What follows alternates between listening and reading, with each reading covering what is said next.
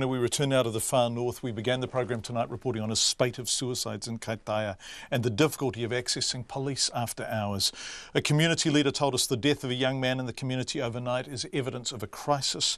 A member of the public in Kaitaia called 111 around 3 this morning with concerns about a man on a bridge, but it took nearly 3/4 of an hour for police to arrive. By the time they did arrive, the man was dead. The chief executive of He Korowai Trust, Ricky Houghton, says he's not surprised it took police so long to arrive. There's simply not enough of them up there. In an emergency, you call the fire brigade instead. What's going on? New Zealand First Leader Winston Peters is the MP for Northland and joins us now on the phone. Welcome to Checkpoint again, Mr. Peters. Are there enough police in the far north? No, there are far too few police, and there are far too few resources in many areas of economic and social concern. And I'm not in any way going to blame the police for this. The fact is they're understaffed, under-resourced, and you've got all sorts of modern sort of claimed police processes being put in place which simply don't work. I think Ricky Houghton wasn't blaming the police either. I think he feels that they are under-resourced. But he says that that is the same in mental health, with a spate of suicides there and people urgently in need of some assistance. And his thesis is that this simply wouldn't be accepted in any area other than the far north. Is that your sense of how the country views the far north? Look, to be fair, there are places like the East Coast, there are places like the West Coast and other parts of this country that are suffering from what you might call regional neglect. But the North is probably one of the worst examples of it, and you've got serious economic and social depredation up there. I've seen statements from you calling for a rise in police numbers for some time now. What sort of response are you getting to that?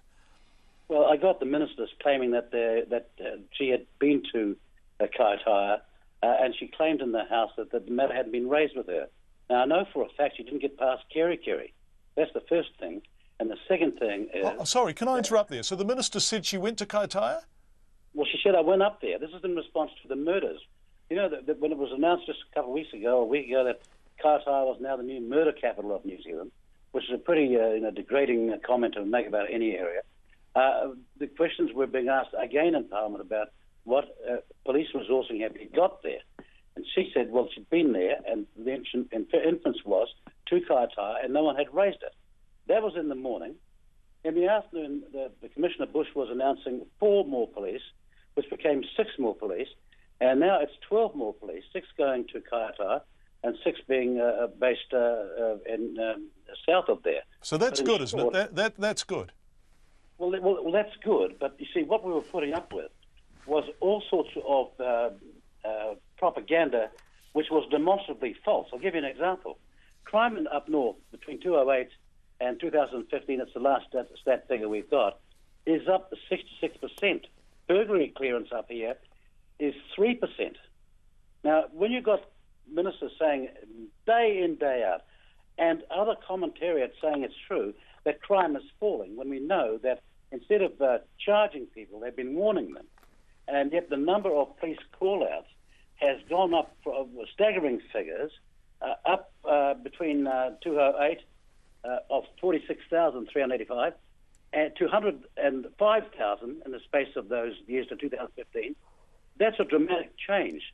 And so what we need to do is stop deceiving people, stop spreading bulldust on this issue, face the facts that we need the resources and firepower that we could expect in terms of, say, the police, and also in mental health, and also in many other areas. I went to see Ricky, as you say, Ricky Houghton, just the He Korowai Trust only 2 weeks ago, looking at a new complex, but they're not even getting underway yet. But these things are desperately needed, and yet it's sort of hand-to-mouth stuff everywhere. Winston Peters, who is New Zealand First Leader and the MP for Northland, thank you very much indeed for joining us.